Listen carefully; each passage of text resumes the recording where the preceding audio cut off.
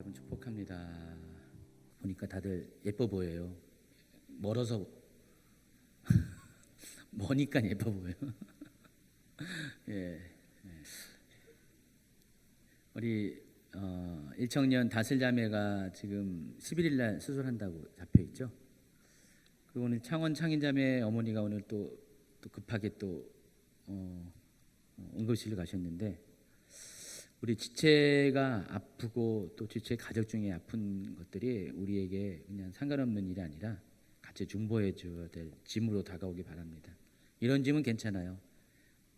우리 스님도 사랑의 짐 외에는 아무것도 지지 말자고 사도 요한을 통해서 우리에게 말씀하셨는데, 여러분 이런 짐은 좋은 짐입니다.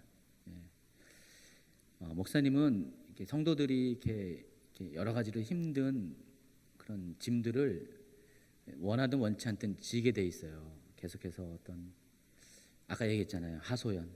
하소연을 이렇게 많이 하더라고요. 최근 들에 갑자기 좀 어떤 그런 하소연들을 조금씩 더 듣게 되면서 이게 참 성도들이 많이 힘들구나, 어렵구나 생각해 보니까 오히려 그런 걸 통해서 성도들하고 함께 좀 친밀해지고 같이 어떤 영적인 삶을 나누니까 교제를 많이 느꼈는데, 요즘 그런 게 많이 없어진 것 같아요.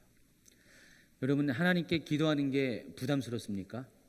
물론 사람에게 계속 하소연하는 건 부담스러울 수가 있어요. 근데 하나님께 기도하는 거는 절대로 부담스러운 거 아니죠. 하나님은 인생이 아니기 때문에 우리의 기도를 하소연을 받아들이지 않고, 정말 사랑하는 자녀들이 하나님께 간절히 요청하는 그 간청함으로 다 이렇게 듣기 때문에 하나님은 절대로 부담스러워하지 않습니다. 그래서 여러분, 하나님께 하는 하소연은 마음껏 하세요. 마음껏 하는데, 하나님이 어떤 하소연을 가장 들어줄까요? 어떤 기도를 막 들어줄 것 같아요? 여러분 생각에 아주 고상한 기도를 들어줄 것 같아요? 하나님이요? 물론 친밀함 가운데 드리는 그런 기도, 어떤 그런 그냥 다 알듯이 하나님께 그런 요청하는 기도도 하나님이 좋아하시겠죠. 근데 의외로 우리가 하나님에 대한 어떤 생각과 접근을 좀 쉽게 생각해 줘요. 하나님은요, 우리가 정말 너무 힘들고 어려워서 하나님밖에 없는 절박함 가운데 드리는 그런 기도를 하나님 잘 들으세요. 오늘 주제가 뭔지 아시죠? 애통하는 자는 복이 있나니 저희가 위로를 받을 것이며, 오늘 주제가 그거예요. 가난한 자가 자주간 몇 달 동안 하다 끝났고, 지난번에 오늘은 새로운 주제인 애통하는 자에 대한 것을 나눌 겁니다. 우리가 애통하다라는 이 단어는 헬라어로 펜데오라는 단어로 사용합니다. 이 펜데오라는 단어는 사랑하는 사람이 서로 이별하는 것, 생이별할 때 쓰는 단어예요. 그래서 이 펜데오라는 단어 속에는요, 이 아픔이 크면은 우리가 이 슬픔이라는 것은 마음에 느끼는 거잖아요. 근데 이 아픔이 크다 보면은 이 슬픔이 육체로까지 느껴질 정도로 슬플 때가 있어요. 여러분 그런 경험 해본 적이 있으신가요? 너무나 슬픔이 커가지고 내 가슴이 아프는 느낌 없어요, 전혀? 혹시 여러분 옛날에 이렇게 연애해 본 사람, 뭐 연애한 사람 별로 없어 보이기도 하고, 연애해 본 사람들 이별을 해봤습니까? 해봤어요. 노지사님, 사별이죠. 사별 연애 이별, 다 해봤어요. 그때 아팠었어요, 마음이.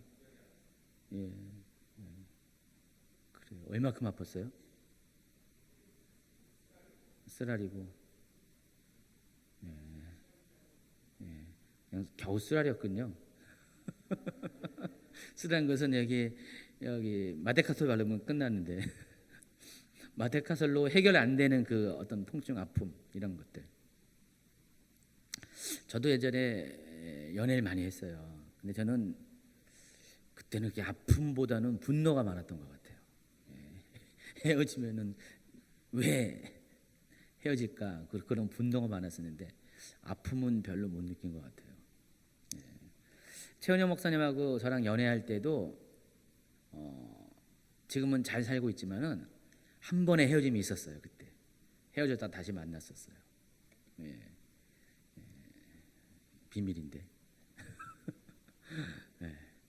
근데 한 번에 헤어졌다가 만나니까 더 분명한 어떤 의미를 가지고 우리는 이제 두 번째 만날 때는 정말 하나님이 안에서 이렇게 하나님이 서로의 만남을 인정해주는 그걸 확인하고 만난 거거든요. 처음에는 그 하나님보다는 서로 좋아서 만난 거고 인간적인 좋아서 만난 거고 두 번째는 하나님 안에서 만난 그런 게 있었어요. 아마 그때 최은혜 목사님이 좀 펜데오를 느끼지 않았을까. 저랑 헤어지고 그랬을 것 같아요. 아닌 것 같아요. 펜데오라는 것은 정말 사랑하는 사람이 나를 떠나갈 때 느끼는 슬픔을 말하는 겁니다. 보통 죽음으로 인해서 이별되는 죽음이 우리를 나눌 때 느끼는 그 고통. 그래서 보통 우리가 이별 중에서 가장 힘든 이별, 아픈 이별이 사별이래요. 사랑하는 사람이 죽었을 때가 가장 큰 아픔이에요. 어떤 분들은 그렇게 되면은 앞에서는 우는 척하다가 뒤로 가서 웃는 분도 있다는 얘기를 좀 들었어요. 여러분 얘기가 아니라. 근데 정말 사랑하는 사람이 여러분을 떠나갈 때, 죽음으로 인해서 이별될 때 그 슬픔은 감당하지 못할 굉장히 슬픔입니다. 그때 실제로 육체가 아픔을 느껴요. 육체가 쓰라린 정도가 아니라 마데카솔이 아니라 정말 구멍이 느낄 정도로 허전한 바람이 들어오는 것 같은 통증을 느낄 수 있는 그런 고통. 그게 이제 펜데오라고 합니다. 예전에 이제 고사성어에 보면은 단장의 슬픔이라는 단어가 있는데 단장의 슬픔은 아세요? 단장의 미아리는 아십니까? 그 단장의 미아리 세대가 아니죠. 옛날에 단장의 미아리라는 노래가 있었어요. 아주 오래전에. 저도 어렸을 때. 근데 그 미아리 고개를 사랑하는 사람이 미아리 고개를 넘어가지고 끌려가는 그때가 뭐 6.25 직후에 아마 그런 노래가 있는 것 같은데 철사줄로 두 손 꽁꽁 묶인 채로 뒤돌아보고 또 돌아보고 그런 노래 있었어요. 찬송가가 아닙니다. 유행가입니다. 일명 트로트.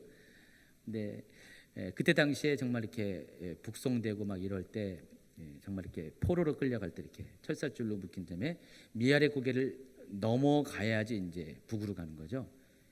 그래서 그것을 노래한 게 단장의 미아리 고개라는 노래가 있었는데 거기도 단장의 미아리 고개 나와요. 미아리는 알겠죠. 지명 이름이라는 거. 근데 단장이라는 게 뭘까? 단장이라는 게 뭘까요? 우리 부산 사나이 좋으니까 내가 얘기하는 거예요. 안 졸아서 눈만 감고 있었어요. 단장이라는 단어가 무슨 뜻일 것 같아요? 네? 장자가 찢어지는 것. 끊어질 단자를 쓰는 거 맞아요. 슬픔이 크면은 이 창자가 끊어진대요.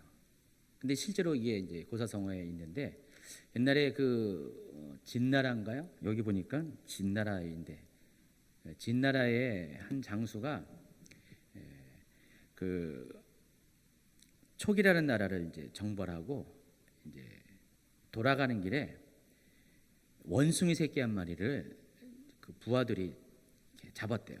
그래서 중국에도 원숭이 많이 있습니다. 그 원숭이 새끼를 배에다 싣고 이제 그 양쯔강을 쭉 가고 있는데 갑자기 어디선가 그 새끼를 찾아서 어미 원숭이가 막 쫓아오는 거예요. 근데 이미 배는 떠났고 어미 원숭이는 물이 갈라섰기 때문에 어쩔 수 없이 계속 강변을 따라가지고 계속 꽥꽥 소리 지르면서 배를 쫓아오는 거예요. 한참 동안을 갔어요. 근데 삼엽이라는 아주 조그만 이렇게 강폭이 좁아지는 그런 곳을 지나고 있었는데 강폭이 좁아지니까 갑자기 어미 원숭이가 날라들은 거예요. 배를 향해서 뛰어들었어요. 딱 배에 떨어지자마자 어미 원숭이가 죽었습니다. 그래서 그 부하들이 원숭이를 이제 배를 갈랐는데 놀랍게도 어미 원숭이의 창자가 전부 다 토막 나눠졌어요. 그래서 거기에서 고사 성화가 나와 단장의 슬픔이라는 게 나왔습니다. 그러니까 너무 슬프면은 창자가 토막 끊어진 정도로 슬프다는 거죠. 그런 상태로 그 어미가 그 자식을 향한 모정을 가지고 쫓아왔다는 것이죠. 정말 이 창자가 끊어질 정도로 슬픔이 어떤 슬픔인지 여러분 느꼈습니까? 못 느꼈을 거예요. 근데 정말 깊은 슬픔을 한번 경험한 사람은 이 정도까지는 아니지만은 이 슬픔이 어떤 것인가에 대해서 조금은 이해할 수가 있어요. 아까 노일사님 이제 이별뿐만 아니라 사별도 하셨어요. 사별할 때도 매우 슬프셨죠. 지금 기억하기 싫죠? 예, 그래요. 그래서 그 슬픔은 경험하지 못한 사람은 도저히 이해할 수 없습니다. 최은혜 목사님이 가끔 가다가 무슨 이렇게 하나님 무슨 이렇게 기도하게 될 때 막 가슴이 아프대요. 막 기도하다가 뭐 어떤 중보 기도하다가 보면은 그냥 가슴이 아프대요. 전 도저히 이해가 안 되는 거예요. 안 느껴지니까 저는 그게. 근데 본인은 막 그걸 느껴지는 거예요. 그러니까 누군가 어떤 사건을 듣고 막 기도할 때 실질적으로 가슴이 막 이렇게 특히 중보할 때 가슴이 막 이렇게 통증을 느껴가지고 가슴이 아프다고 막 그런 소리 막 종종 했었어요. 근데 저는 그렇게 기도를 해본 적이 별로 없어서 그런지 가슴이 아픈 느낌이 어떤 건지 잘 몰라요. 근데 그런 얘기를 종종 했었어요.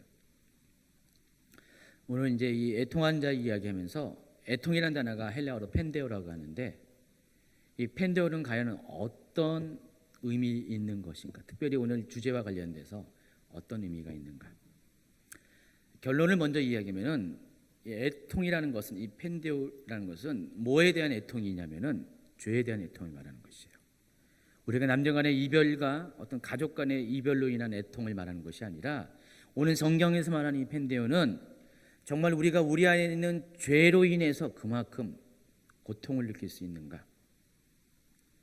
만약에 우리가 우리의 죄 때문에 그런 고통을 육체적인 고통을 느낄 정도로 죄에 대해서 아파하고 있다면은 오늘 뭐라 했습니까? 그런 사람은 복이 있는 사람이라는 거예요. 왜냐하면은 하늘의 위로가 바로 그런 사람에게 임하기 때문에. 여러분 죄 때문에 여러분 속에 있는 죄악 때문에 고통을 느껴본 적 있습니까? 웬걸요? 죄악 때문에 고통을 느끼긴커녕 여러분 속에는 대부분의 요즘 현대인들은요, 특히 교회 다니는 사람 중에서 어떤 삶에 대해서 이렇게 심각한 사람들이 많지 않아요. 어떤 영향 때문인지 모르지만은 특별히 죄에 대해서는 이렇게 크게 생각하지 않아요. 어떤 교회는요, 교회가 성도들이 많이 준대요. 그냥 그 목사님이 맨날 죄에 대한 어떤 얘기를 하니까 여러분 죄인입니다. 근데 그 소리가 너무 싫어해서 성도들이 막 쏠고 교회가 반대로 부흥이 아닌 반대로 막 가는 얘기를 며칠 전에 들었었어요. 그래서 이렇게 죄에 대해서 막 얘기를 안 해요. 근데 그 인터넷 보면은 그 목사님이 유명한 목사님이 있는데 맨날 이렇게 죄에 대해서 지적하시는 폴 워셔 목사님 그 이름도 참 재밌잖아요. 워셔 닦아주는 사람, 깨끗게 하는 사람. 그 목사님은 그냥 외치는 메시지가 거의 다 죄에 대한 지적이잖아요. 그분 스스로가 자체가 깊은 죄 가운데서 회심을 해가지고 목회자가 됐기 때문에 그 죄에 대한 메시지를 아주 강력하게 전하잖아요. 폴 워셔 목사님 맞아요. 근데 요즘은 그런 메시지를 전하는 사람들이 많지가 않아요. 또 우리 박보현 목사님 같은 경우도 많이 그렇게 죄에 대한 것들을 많이 하잖아요. 사람들이 현대 사람들은 그것을 별로 안 들어요. 듣기 싫어해요. 그러니까 교회에 죄를 지적하는 메시지가 굉장히 적습니다. 근데 그럼에도 불구하고요, 오늘날 또 한편으로는 그런 메시지에 의해서 변화받기를 원하는 사람들이 많이 있다는 거예요. 실은 또 그런 메시지가 강력하게 사람들의 생각과 삶을 바꿔놓는 놀라운 능력을 발휘하는 것도 사실입니다. 만약에 여러분 속에 누군가가 죄에 대해서 이야기할 때 아무런 느낌도 없고 생각도 없고 나와는 상관이 없는 것으로 받아들인다면은 여러분 정말 문제가 있는 거예요. 어쨌든 죄에 대해서 지적하고 죄인의 삶에서 돌이키라는 이런 당연한 메시지만 요즘은 혁신적인 메시지를 드리는데, 그런 메시지가 여러분의 마음을 움직이게 하고 여러분이 그것을 들을 때 여러분 삶 가운데 뭔가 변화가 있다면은 여러분 참 복 있는 사람이라는 것입니다. 우리가 지난 시간까지 계속해서 심령이 가난한 자에 대한 이야기를 쭉 나누면서 심령이 가난한 자가 왜 복이 있냐? 결론은 뭐였습니까? 그 사람은 그 사람 안에 있는 영이 어떻게 됐습니까? 죽지 않았기 때문에. 내 영이 깨어서 바로 주님이 내가 죄인이라는 것과 또 그렇기 때문에 주님이 내 삶 가운데 필요하다는 것을 알았기 때문에, 그렇기 때문에 그런 사람을 만나러 오시는 예수님을 만나는 자가 되었기 때문에 복이 있다고 얘기했죠. 그래서 핵심적인 게 그거예요. 심령이 가난하다는 뜻은 내 영이 살아있다는 증거예요. 내가 심령이 가난함을 느낄 때 살아있는 내 영이 그렇게 반응하는 거기 때문에, 영이 죽어 있는 사람은 가난함을 못 느껴요. 우리 인간은 영혼 육이 있잖아요. 근데 여러분은 육으로 살고 혼으로 모든 걸 느끼고 경험하잖아요. 근데 그보다 더 깊은 단계에 여러분의 영이 있는데, 여러분의 심령이 정말 여러분의 안에 영이 가난함을 느끼잖아요. 그러면 하나님에 대한 목마름이 생기고 또 말씀에 대한 간절함이 생겨요. 그게 이제 영혼이 가난한 자인데, 영혼이 가난한다는 것은 바로 내 영이 살아있다는 것이고, 실은 내 영이 살아있는 사람만이 고통을 느낄 수가 있는 거예요.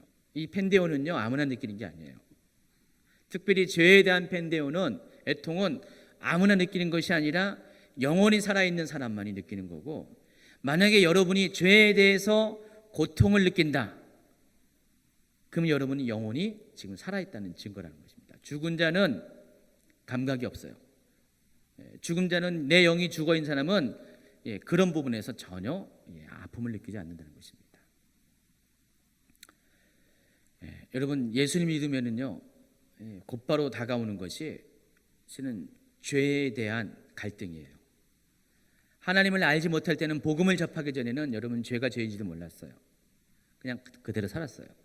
그런데 여러분이 복음을 접한 이후에 여러분의 영혼이 살아날 때는 그때부터는 분별력이 생깁니다. 무엇이 선이고 무엇이 악이고 무엇이 하나님의 뜻이고 무엇이 죄라는 것에 대해서 분명한 분별력이 생기기 시작합니다. 그래서 그때부터 신앙생활이 어려워요. 힘들어요.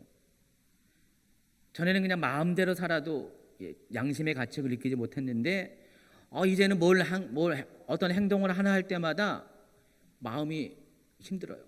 찝찝해요. 그렇죠. 그런 분들이 몇 명 있을 거예요. 전에는 그냥 세상 사는 게 너무 편했어요. 쉬웠어요. 근데 요즘은 행동 하나하나를 마음대로 못해요. 계속해서 내 마음속에 있는 내 자아가, 내 영이 그것은 잘못이야, 그것은 죄야, 그건 하나님이 원하는 거 아니야 라고 계속해서 나에게 호소를 하기 때문에 많이 힘들어한다는 겁니다. 여러분만 그런 게 아니라 그 유명한 사도 바울도 그랬어요. 로마서 7장은요 아주 유명한 말이 나옵니다. 로마서 7장에 뭐라고 있냐면은 18절을 읽어드릴게요. 내 속 곧 내 육신에 선한 것이 거하지 아니하는 것을 아노니 원함은 내게 있으나 선을 행하는 것은 없노라. 내가 원하는 바 선은 행하지 아니하고 도리어 원하지 않은 바 악을 행하는도다. 만일 내가 원하지 않은 그것을 하면 이를 행하는 자는 내가 아니요 내 속에 거하는 죄니라. 그러므로 내가 한 법을 깨달았노니 곧 선을 행하기 원하는 나에게 악이 함께 있는 것이로다. 내 속사람으로는 하나님의 법을 즐거워하되 내 지체 속에서 한 다른 법이 내 마음의 법과 싸워 내 지체 속에 있는 제 법으로 나를 사로잡는 것을 보는도다. 오라 나는 곤고한 사람이로다. 이 사망의 몸에서 누가 나를 건져내랴. 사도 바울의 한 말입니다. 이 로마서는요, 구조적으로 쫙 보면은요, 로마서 3장에 그 유명한 이신칭의가 나와요. 로마서 1장에는 우리 모두가 죄인인 것을 증거하고, 로마서 3장에 가면은 모든 사람이 죄인이기 때문에, 그렇기 때문에 죄인을 의롭게 하는 새로운 법이 필요한데, 그것이 바로 예수 그리스도의 십자가의 의로서 우리를 의롭게 한다는 그런 내용이 거기 있습니다. 그래서 그걸 가리켜서 이신칭이라고 하죠. 자, 그래서 4장과 5장에는 아브라함이 이신칭의의 의를 경험한 아브라함의 얘기를 얘기했고, 또 5장에서는 이신칭의의 결과로서 우리의 삶에 대해서 우리가 의롭게 된 사람은 하나님과 화목한 삶을 살게 됐다, 이런 것을 이야기합니다. 그리고 6장부터는 본격적으로 문제 제기를 합니다. 정말 이제는 죄를 이긴 사람 삶 가운데 이제는 좋은 일만 있어야 되는데, 문제는 계속해서 그때부터 내 안에 죄로 인한 갈등이 생긴다는 것이에요. 사도 바울도 그때 경험했어요. 사도 바울이 다른 사람 얘기하는 거 아니라 자신이 경험한 얘기를 하면서, 사도 바울은 이렇게 자기 안에 있는 놀라운 비밀을 발견합니다. 내 마음의 한쪽은 선을 행하기 원해요. 하나님 뜻대로 행하기 원해요. 말씀을 쫓아가기 원하는데 내 마음의 한쪽은 악을 행하기 원해요. 하나님의 뜻과 반대되는 것, 내 육신이 원하는 것을 행하기 원하는 그런 마음이 있다는 거예요. 그래서 언제나 이 두 마음이 내 안에서 계속 싸운다는 걸 느낀다는 거예요. 특별히 여러분 젊은이들은요, 그런 거 많이 느껴요. 그렇죠? 옛날에 그 어릴 때 보면은, 만화영화 보면은 어떤 어린아이가 이렇게 서 있는데, 이쪽에는 천사가 딸랑딸랑, 이쪽에서는 새꼬창이든 시커먼 마귀가 딸랑딸랑, 서로 이렇게 얘기하면서 내 말 들으라고 막 그런 거 봤죠? 어린이 프로 같은데. 그것이 여러분의 마음 안에 있다는 것입니다. 그래서 성령께서 여러분에게 계속 말씀하세요. 하나님을 쫓아가라. 또 하나님 말씀을 순종하는 삶을 나, 선을 행하는 삶을 살라. 근데 마음 또 다른 한쪽에서는 마귀가 계속해서 여러분을 유혹하는 것들을, 여러분의 육신의 소욕을 가동시켜가지고 계속 그것들을 유혹하는 것인, 그런 것들이 있다는 것입니다. 그래서 이 두 가지가 매일 싸워요. 그래서 어떤 사람은 우리의 마음을 가리켜서 영적 전쟁터라고 불러요. 치열한 전쟁이 여기서 일어난다는 겁니다. 마음 안에서. 그래서 계속해서 이 마음 안에서 이런 일이 생기니까 사도 바울의 경우도 똑같은 경험을 한 거예요. 그래서 이런 고백을 하면서 결론을 내렸습니다. 오라 나는 곤고한 사람이라다. 이 사망의 몸에서 누가 나를 건져내라.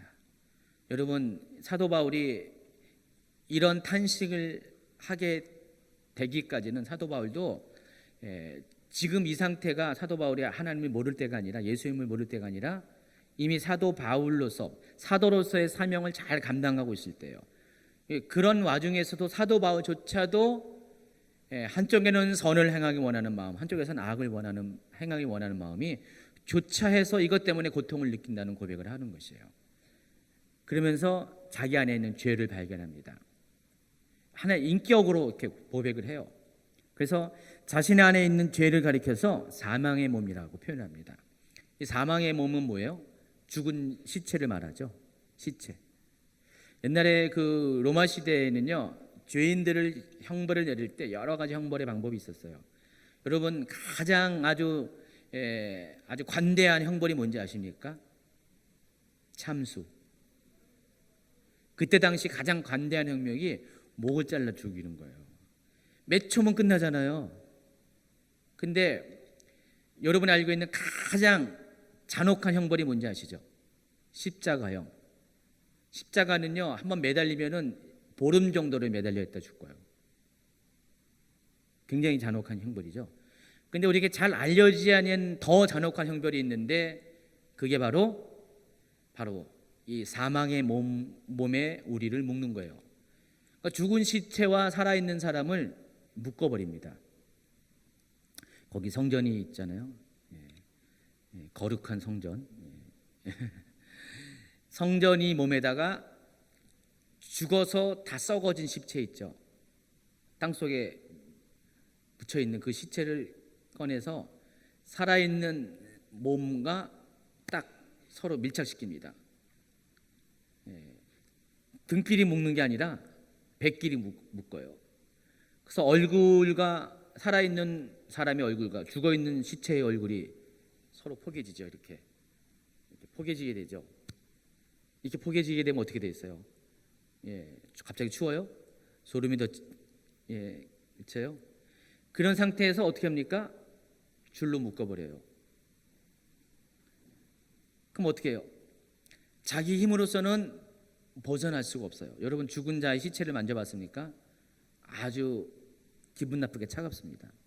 목사님은 군대에서 병가가 의무병가라서 사실은 죽은 사람 시체를 좀 많이 처리했어요. 했는데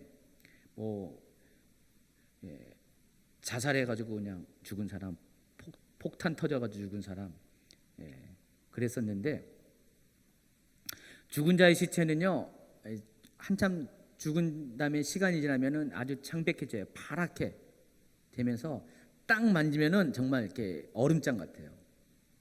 그 정도는 괜찮죠. 근데 완전히 썩어 문드러진 시체를 나랑 묶어버리면 어떻게 되겠어요? 아주 오싹한 정도가 아니라 아주 그냥 공포죠. 그래서 십자가에 매달리면은 보름 동안은 생존한다는데 이 죽은 자의 시체에 묶어버리면은 보름은 엄청 긴 거고요. 그냥 몇 시간 안에 공포 가운데 멀쩡한 사람도 죽는데요. 두려움 때문에. 사도 바울 시대에 이런 형벌이 있었어요. 잘은 사용하지 않지만 간혹 가다가 사용하는 형벌인데 지금 사도 바울은 지금 그것을 지금 끄집어내는 거예요. 자기 안에 있는 죄가 바로 이 죽은 자의 시체와 동일하다는 것이죠. 그래서 이 죽은 자의 시체를 접하는 자신 속에 있는 그 아주 충격과 놀라움을 오라 나는 공관자로다 이 사망에서 누가 나를 건져내라 이렇게 고백을 한 겁니다. 여러분에게 있어서 죄가 바로 이런 것이죠. 여러분에게 죄는 바로 죽은 자의 시체와 같습니다.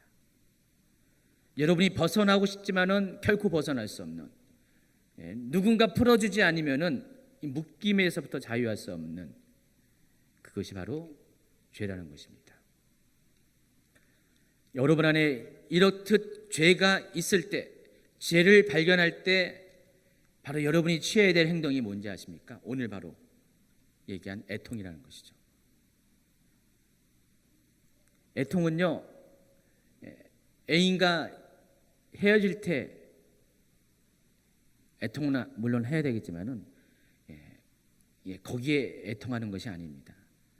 사랑하는 사람과 사별할 때 거기에 해당하는 애통이 아닙니다. 이 애통은 정말 내 안에 있는 죄를 바라볼 때 죽은 몸과 같은 이 시체와 같은 내 안에 있는 죄를 바라볼 때 그것이 너무나 슬퍼가지고 너무나 충격이어서 그것 때문에 오라 나는 곤고한 사람이다 라는 그런 탄식을 하는 것, 이게 바로 애통이라는 것입니다. 이게 펜데오라는 것이에요. 바로 이것 때문에 여러분이 정말 슬픔을 느끼고 아픔을 느끼고 그 아픔이 고통으로, 육신의 고통으로까지 느낄 수 있다면은 그게 복이 있는 사람이에요. 그런 사람은 복이 있어요. 여러분 죄책감이 깊을수록요 은혜가 커요. 여러분 골짜기라는 것은 산이 있어야지 골짜기 있는 거잖아요. 산을 오르기 위해서는 골짜기를 통과해야 되는데 그 골짜기가 여러분의 인생의 골짜기가 죄로 인한 골짜기라면은 깊은 골짜기를 통과하면은 높은 산이 있는 것처럼 여러분이 죄가 깊을수록 하나님의 은혜가 크다는 것입니다. 중요한 것은 다 골짜기를 통과해요. 그런 죄의 골짜기를 통과하는데 반응이 다르다는 것이죠. 어떤 사람은 아무런 의식 없이 그 골짜기를 지날 수가 있는데 복 있는 사람은 그 골짜기를 지날 때 죄에 대한 고통을 느끼면서 아픔을 느끼면서 하나님 정말 내가 이 상황 가운데 내가 정말 이 죄 가운데 내가 고통하고 있습니다. 도와주세요. 나를 불쌍히 여겨주세요. 내가 이 죄로 인해서 마음이 아픕니다. 내 영혼이 찢어집니다. 하면서 그 고통을 하나님께 기도로 승화시키는 사람, 사람에게 하는 하소연이 아니라 하나님께 드리는 기도로 승화시키는 사람, 그런 사람은 복이 있다는 것입니다. 왜냐하면 하나님은 그런 사람들에게 위로를 주시기 위해 성령을 보내주시기 때문에. 여러분, 이 성령을 가리켜서 뭐라고 하죠? 파라클레토스, 헬라어로 파라클레토스라고 성령을 가리켜 말합니다. 근데 이 위로라는 단어가 여기서도 비슷한 단어를 쓰는데 파라칼데오라는 단어를 씁니다.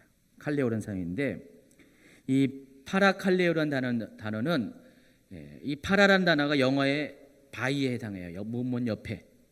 칼레오라는 것은 부르다라는 뜻이에요. 그래서 여러분이 애통할 때 하나님께서 여러분 옆에 누군가를 오게 하신다는 것이죠. 바로 파라클레토스를, 성령님을 오게 한다는 겁니다. 그래서 로마서 8장으로 넘어가면은요, 그러므로 그리스도 예수 안에 있는 자에게는 결코 정죄함이 없나니 하면서 갑자기 분위기가 바뀌어버려요.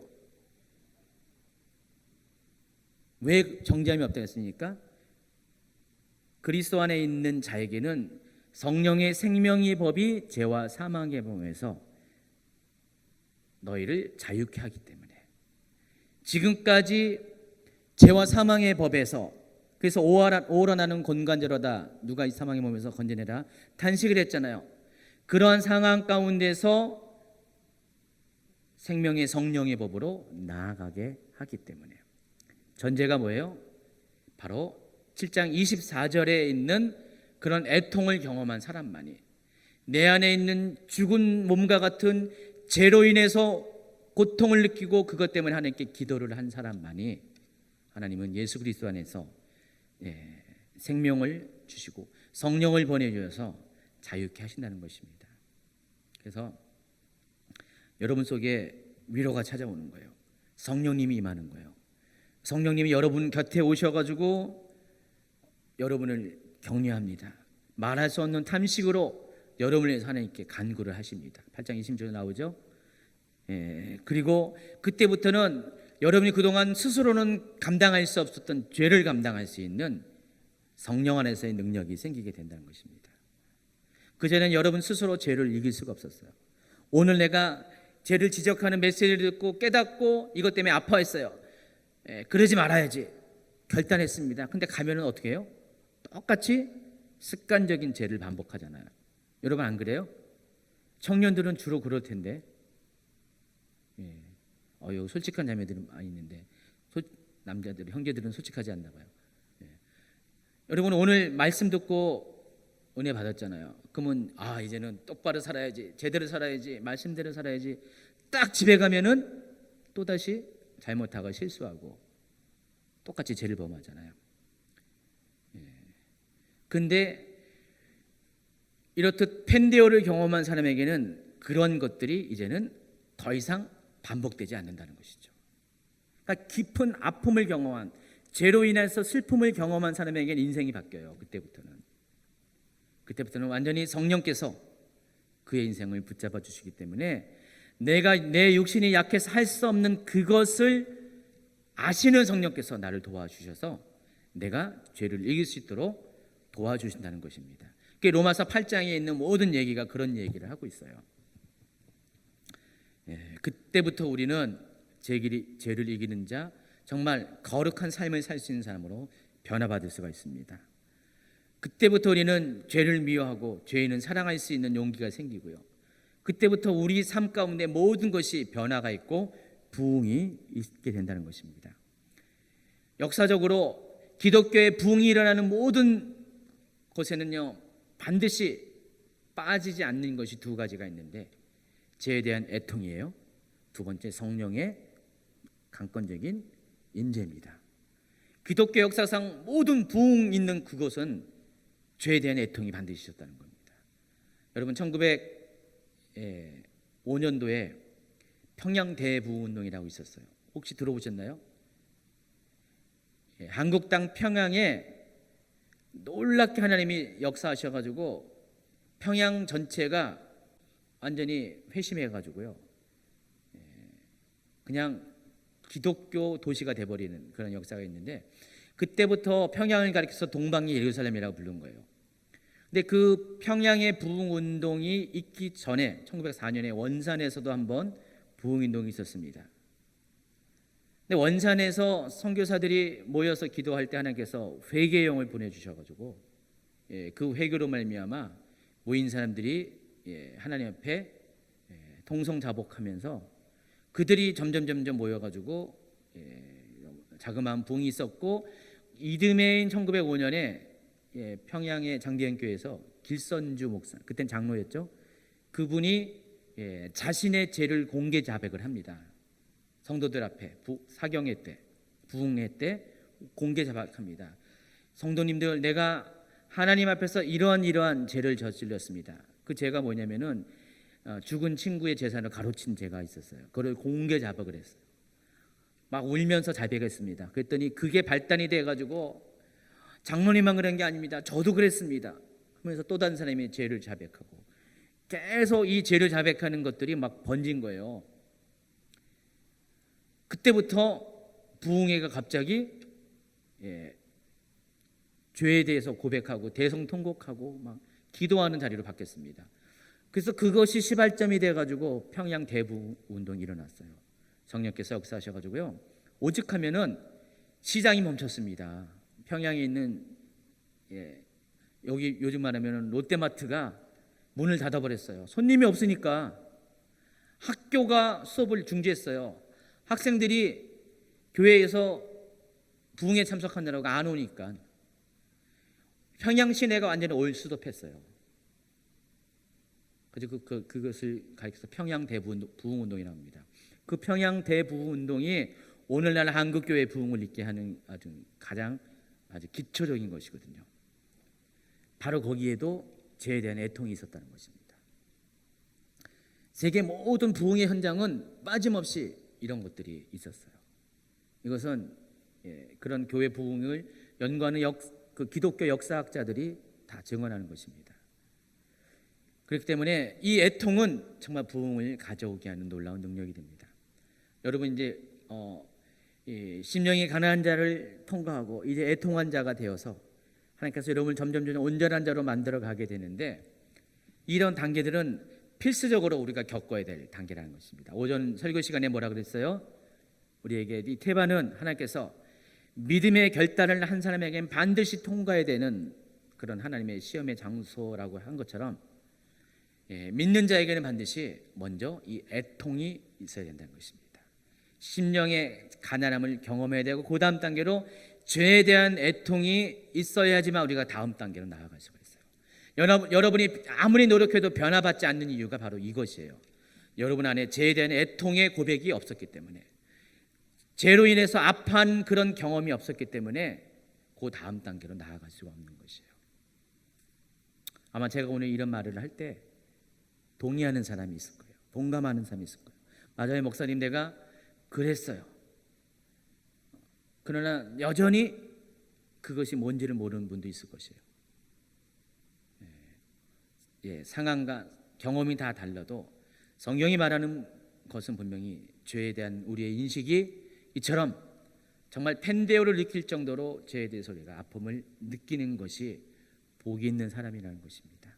그래서 우리가 위로를 받을 것이고, 특별히 그 위로는 보통의 위로가 아니라 성령의 위로고, 성령께서 그때부터는 우리의 삶을 죄와 사망의 삶이 아니라 생명의 삶, 성령의 삶으로 우리를 바꿔주실 것입니다. 사도 바울은 이 놀라운 경험을 로마서에서 기록을 한 거예요. 그래서 로마서 8장까지는 이미 이 모든 것들이 다 종결되는 거예요. 사도 바울이 하고 싶은 말을 다 한 거예요.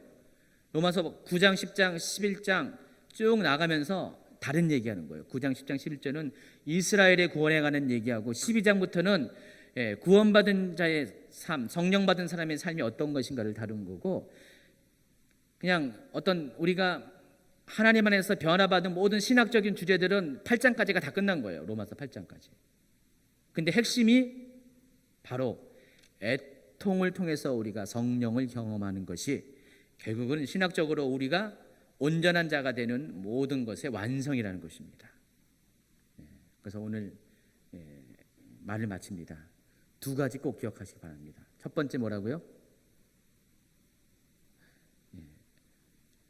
여러분 안에 있는 죄로 인한 정말 펜데오 애통을 경험하시기 바라고요. 두 번째가 그 결과 여러분을 찾아오시는 위로의 성령님을 반드시 만나시기 바랍니다. 그러면 여러분의 인생이 바뀌어요. 확 바뀔 것입니다. 전혀 다른 차원으로 여러분이 살아가겠습니다. 더 이상 약하고 부족하고 길을 모르는 청년이 아니라 이제는 여러분의 삶의 의미가 무엇인지 분명히 알고 내 삶의 목표가 정해져서 그것을 향해 나아갈 수 있는 정말 거룩한 청년들이 다 되실 것입니다. 오늘도 헤어져서 모일 때 그냥 교제만 하는 것이 아니라 하나님 앞에 여러분 자신을 솔직하게 가져서 같이 중보하면서 같이 아파하면서 하늘의 위로를 구하는 그런 모임이 되길 바랍니다. 할 수 있겠습니까? 하시기 바랍니다. 옆에 분들 한번 축복하면서 하나님, 사랑하는 사람입니다. 이 사람 오늘 죄에서 승리하고 세상에서 승리하고 또 믿음의 사람이 되게 해달라고 한번 하이파이브 탁 치고 헤어지도록 하겠습니다.